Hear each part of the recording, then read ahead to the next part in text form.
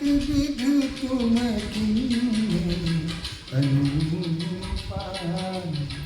जहाँ बस राम प्रेम मृग रूपा। जहाँ बस राम प्रेम मृग रूपा। तात गलानी करहूँ यह जाए। तात गलानी करहूँ जिया जाए। डरहूँ दरिद्रहि पारिस पाए। डरहूँ दरिद्रहि पारस पाए। सुनहूँ भरत हम झूठ न कहे। उदासीन तापस बन रहे। सब साधन कर सुफल सुहावा। लखन राम सिय दर्शन पावा। तेहि फल कर फलुदर स तुम्हारा। तेहि फल का फल दरस तुम्हारा। सहित प्रयाग सुभाग हमारा। सहित प्रयाग सुभाग हमारा। भरत धन्य तुम पशु जसु कहियसि प्रेम मगन मुनि भयउ। कहियसि प्रेम मगन मुनि भयउ।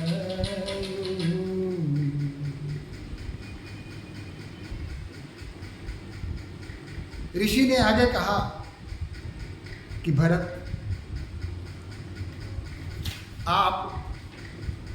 आपने ऐसे चंद्रमा का निर्माण कर दिया है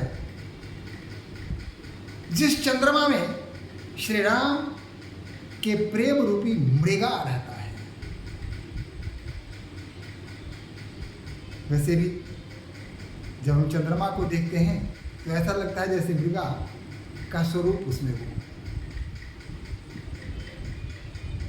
तो भरत, आपका जो श्री राम के प्रति प्रेम है, उनके चरणों में जो आसक्ति है, वह आसक्ति एक स्निग्ध चंद्रमा है। और उस चंद्रमा में आपका यश, आपकी कीर्ति धवल चंद्रमा है। और उस धवल चंद्रमा में भगवान श्री राम की प्रेम रूपी मृगा अंकित है।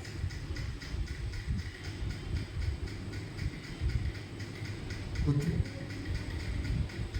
तात गलानी करहूँ जिए जाए। डरहूँ दरिद्र पारसु पाए। पुत्र, आप ग्लानि क्यों कर रहे हैं? आप निरर्थक पश्चाताप में अपने आप को सुखा रहे हैं, दुखी कर रहे हैं। यह तो ऐसा ही हुआ कि आपके पास पारस मणि है और आप दरिद्रता से डर रहे हैं। अरे जिसके पास पारस मणि होगा, उससे जिस किसी वस्तु को वह छुआ देगा वह सोना बन जाएगा। और जिसमें इतनी शक्ति हो वह भला दरिद्रता से क्यों डरेगा? आप क्यों रोना रो रहे हैं? अपने आप को क्यों आहत कर रहे हैं? इसकी आवश्यकता नहीं है। सुनिए भरत जी, मैं झूठ नहीं कह रहा हूं। उदासीन तापस वन रहे। हम ऋषि मुनि हैं, उदासीन भाव है। हम तपस्वी हैं, वन में रहने वाले हैं। हम किसी का पक्ष नहीं लेते, नहीं किसी का मुंह देख करके उसके अनुसार बात करते हैं, और न किसी से मेरा कोई प्रयोजन है।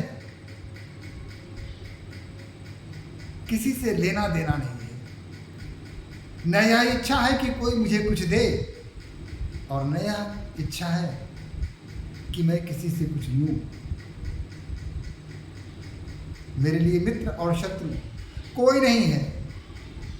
मेरे लिए अयंग निज परोभीति गणना लघुचेत साम उदार चरिता नाम तू वसुधैव कुटुंबकम। हम उदार चरित्र के हैं। हमारे लिए सारा संसार ही अपना परिवार है। ये मेरा, वह तुम्हारा, इस तरह का भाव हमारे हृदय में नहीं है। हमारे हृदय में किसी प्रकार का छल प्रपंच नहीं होता है, क्योंकि जिस हृदय में भगवान श्री राम स्वयं विद्यमान हो, विराजमान हो, वहाँ छल और प्रपंच का इतना साहस कहाँ कि वहाँ अपना घर बना ले। और हम जो देखते हैं वही कहते हैं। सत्य का उद्घाटन करना हमारा उद्देश्य है। हम जो देखेंगे, जो सुनेंगे, जो सत्य पाएंगे, उसी के पक्ष में बात करेंगे। सब साधन कर सुफल सुहावा। इतने सारे जो हम ऋषियों ने जो साधना किए, उसकी सफलता हमें कब मिली? राम सिय लखन दर्शन पावा। राम, लखन और सिया जी का हमें दर्शन मिला। उदासीन भाव, तापसी प्रवृत्ति और वन में रहने का एकाकी जीवन, इन तपस्याओं का फल हमें मिला। लखन राम सिए दर्शन पावा। राम, लक्ष्मण और जानकी का दर्शन पाकर के लगा जैसे सारे फल मुझे मिल गए हों। लेकिन भरत जी, ते ही फल कर फलु दरस तुम्हारा, सहित प्रयाग सुभाग हमारा। उसमें भी सबसे बड़ा, उससे भी बड़ा फल, उस फल का भी फल हमें क्या मिला? दरस तुम्हारा, तुम्हारा दर्शन पाकर के मानो उस फल का भी फल हमें मिल गया। और हमें ही नहीं, पूरे प्रयागराज के साथ हमें वो सारे फल प्राप्त हो गए। सुनी मुनि वचन, ऋषि के वचन सुनकर के सभा सदहर्षे। ऋषि के वचन सुनकर के जितने भी लोग वहां बैठे हुए थे, ऋषि मंडली थी, शिष्यों का समूह था और सामान्य नागरिक भी वहाँ थे। अयोध्या से आए नागरिक बैठे हुए थे। वशिष्ठ, गुरु वशिष्ठ थे, ब्राह्मण समाज थे, सारे विद्वत समाज बैठे हुए हैं। और उसके बीच में कह रहे हैं, भरत धन्य तुम जसु जगु जयऊ, कहियस प्रेम मगन मुनि भयऊ। कहा कि भरत, तुम धन्य हो, तुम्हारा यश संपूर्ण संसार में व्याप्त हो गया। तुम्हें सदैव लोग स्मरण में रखेंगे, तुम्हारा उदाहरण देंगे। और कहते कहते कहियस प्रेम मगन मुनि भयऊ। और यह कहते कहते ऋषि भरद्वाज प्रेम में मग्न हो गए और बस श्री राम की स्मृति में खो गए। धन्य धन्य धुनि गगन पयागा, सुनी सुनी भरत मगन अनुरागा। आसमान से धन्य हो की ध्वनि आने लगी। पूरा प्रयाग, चारों तरफ लोग जहां थे सब धन्य धन्य कहने लगे। और यह सुन के भरत जी के मन में अतुलित प्रेम जाग उठा। पुलक गात ही राम सिय सजल सरोरुह नैन, करि प्रणाम मुनि मंडल ही बोले गद गद बैन। अपने हृदय में सीताराम की छवि को बसाए और कमल रूपी आंखों में जल भर के दोनों हाथ जोड़ करके जो ऋषि मंडली थी, जो मुनियों का समूह था, उनकी तरफ उन्होंने सर झुका के प्रणाम किया और गदगद स्वर में बोला, आह्लादित होकर के कहा, क्या कहा? मुनि समाजु अरु तीरथ राजू, सोचहु शपथ अघाई काजू, यही थल जो किछु कही बनाई, यही सम अधुक न अध अधमाई। क्या कि हे मुनि समाज, आप लोगों के समक्ष और उस पर भी तीर्थराज प्रयाग में अगर कोई बैठकर किसी सत्य बात के लिए भी अगर शपथ लेता है तो यह उचित नहीं होता है। यहां अगर किसी भी प्रकार का बड़ बोलापन किया या झूठ बोला तो उससे बड़ा पाप और कोई हो ही नहीं सकता है। अतः मैं आपके समक्ष मेरे हृदय में जो भावना है, जो मेरी सोच है, जो मेरी प्रवृत्ति है, उसी प्रवृत्ति को आपके समक्ष रख रहा हूं। मेरे मन में क्या है मुनिजन आप सभी जानते हैं, फिर भी मैं अपनी ओर से निवेदन करना चाहता हूं। तुम सर्वज्ञ कहूं सती भाऊ, उर अंतर्जामी रघुराऊ। आप सभी विद्वत जनों ने, ऋषि मुनियों ने कहा, यह सच है कि हमारे रघुवंश मणि श्री राम अंतर्यामी हैं। वह आपके हृदय के बात को सहज ही जान लेते हैं। मोहि न मातु कर तब कर सोचू। माँ ने कौन सा कर्तव्य किया, क्या किया, कौन सा छल प्रपंच किया, इसकी चिंता मुझे नहीं है। नहीं दुख जिय जगु जानहि ऊंचू। मुझे इसकी भी चिंता नहीं है कि लोग मेरे संबंध में क्या कहेंगे। नाहि न डरु बिगरी ही परलोकु, पितहु मरन कर मोहि न शोकु। मुझे इसकी भी चिंता नहीं है, इसका भी भय नहीं है कि परलोक में मुझे मेरा क्या होगा। मुझे इसके लिए भी शोक नहीं है कि पिताजी का निधन हो गया। सुकृत सुजस भरी भुवन सुहाए, लक्ष्मण राम सरस सुत पाए।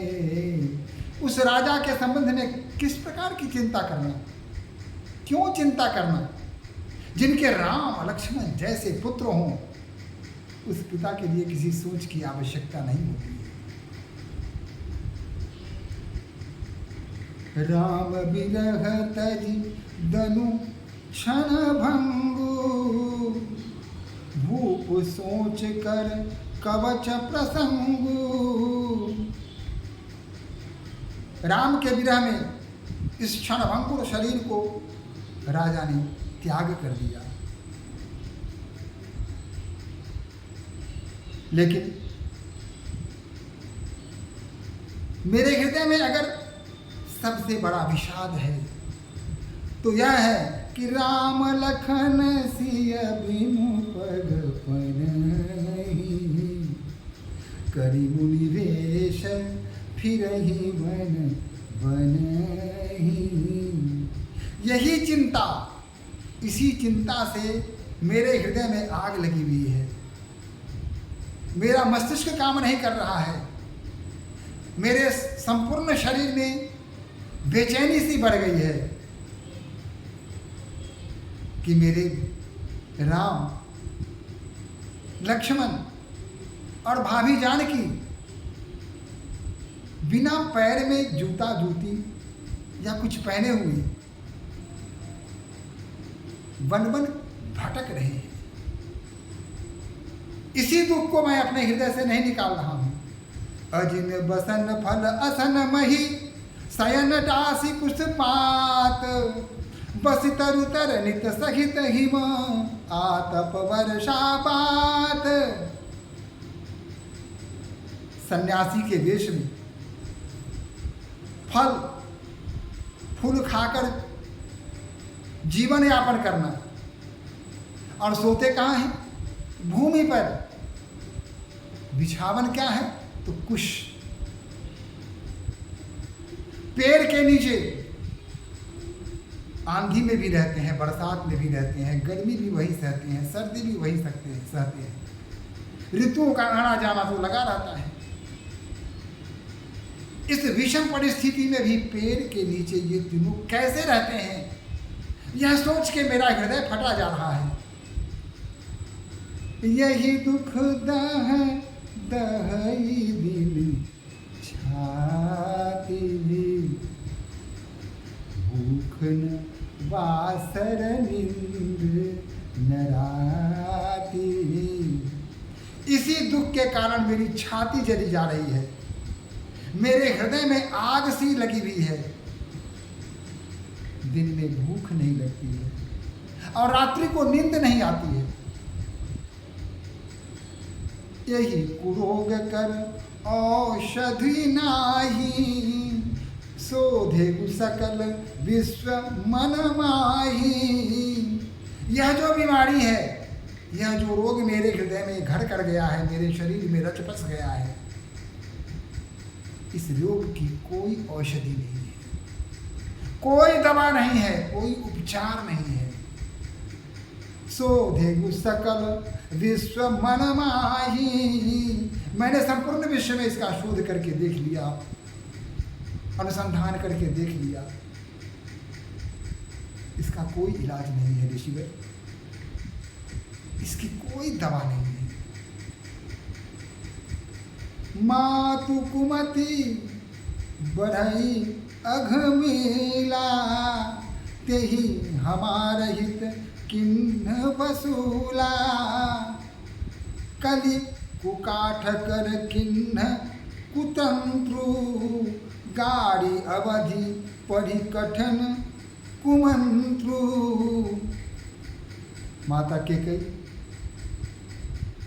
बढ़ई बन गई और मुझे वसूला बना दिया। जिस वसूला से उन्होंने हमारे हित, हमारे काल्पनिक हित को ध्यान में रख के वसूला बनाया, और उससे, उस कुकाठ से कुतंत्र बनाया, और उस कुतंत्र को मंत्र पढ़ के भूमि के नीचे दबा दिया। मोहि लगी यह कुठा टूटे ही ठाटा, घाल सी सब जरू बारह बाटा। मिटई कुजोग राम फिर आए, बसई अवध नहीं आन उपाए। अब मेरे लिए सारा संसार, इस संसार में और कुछ भी प्रिय नहीं है। मेरा मन कहीं रम ही नहीं सकता है। माता के मंत्र के कारण सब कुछ बिखर गया, सारा संसार, सब कुछ यत्र तत्र सर्वत्र बिखर गया। इसका एक ही उपचार मुझे दिखाई दे रहा है ऋषिवर। राम अगर लौट के अयोध्या आ जाएं तो अयोध्या भी बस जाएगा और हमारा जो यह रोग है, यह रोग भी मिट जाएगा। बचन बचन सुनि मुनि सुख पाई, सब ही किन्ह बहु भांति बड़ाई। भरत बचन सुनि मुनि सुख पाई। जितने मुनि वृंद बैठे हुए थे, भरत की यह वाणी सुन के सभी आनंदित हो गए। सभी भरतलाल जी की प्रशंसा करने लगे। तात करहु जनि सोचु विसेखी, सब दुख बिटहि राम पग देखी। तात, तुम विशेष विषाद में मत डूबो। सोच करने की आवश्यकता नहीं है। तुम तो घर से चल निकले हो ना, वन गमन कर रहे हो ना। जिस प्रकार राम ने किया था, उसी प्रकार तुम भी तो वन गमन कर रहे हो। वो भी नंगे पाप गए थे, तुम भी नंगे पाप जा रहे हो। अवधि अब बहुत निकट है। तुम्हारे मन में जो परिताप है, सोच है, सारे मिट जाएंगे। बस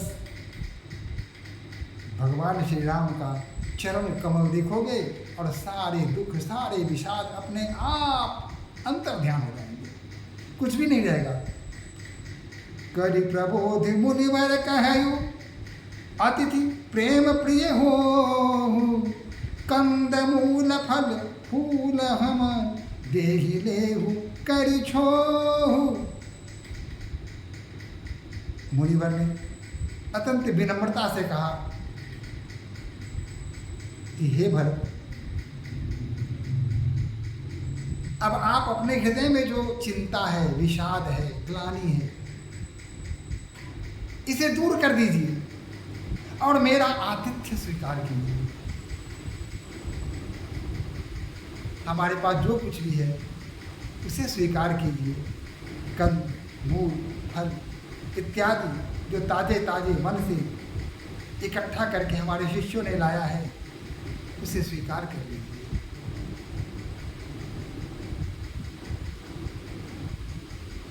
अब सुनि मुनि वचन भरत ही सोचु, भय अवसर कठिन संकोचु। जानि गरुड़ गुर गिरा बहोरी, चरण बंदी बोले कर जोरी। स्थिति तो कुछ भी तो यहाँ खाने की इच्छा नहीं हो रही है, सोने का मन नहीं कर रहा है, हृदय में हाहाकार मचा हुआ है। गुरु कह रहे हैं कि मेरा आतिथ्य स्वीकार कीजिए, कंदमूल फल खाइए। यह तो कठिन कुअवसर है।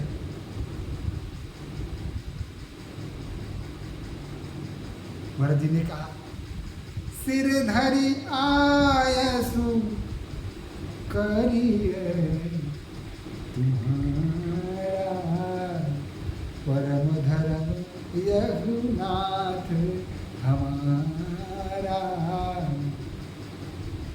हे ऋषिवर, आपकी आज्ञा शिरोधार्य है। यह हमारा परम कर्तव्य है, परम दायित्व है और परम सुख की अनुभूति होगी जब हम अपने धर्म का निर्वहन करेंगे। आपकी जो आज्ञा होगी हम वह पालन करेंगे। भरत वचन मुनिवर मन भाए, सुचि सेवक सिंह निकट बुलाए। और तब भरत जी की विनम्र वाणी, मधुर वाणी से ऋषि भरद्वाज जी अत्यंत प्रसन्न हुए और फिर जो उनके सेवक थे और जो शिष्य थे उन्हें बुलाया और उन्हें आज्ञा दी कि जाओ अतिथि के सत्कार के लिए जो भी करना है वह करो, कंदमूल लाओ, इनके आराम की व्यवस्था करो, इन्हें किसी प्रकार का कोई कष्ट न हो इसकी व्यवस्था करो। और फिर भरतलाल जी फिर भगवान राम के स्मरण में गुम हो जाते हैं, आंखें बंद कर देते हैं, आँखों से आंसुओं की धारा प्रवाहित होने लगती है और मन ही मन कहते हैं, तुम जन मन रंजन हो,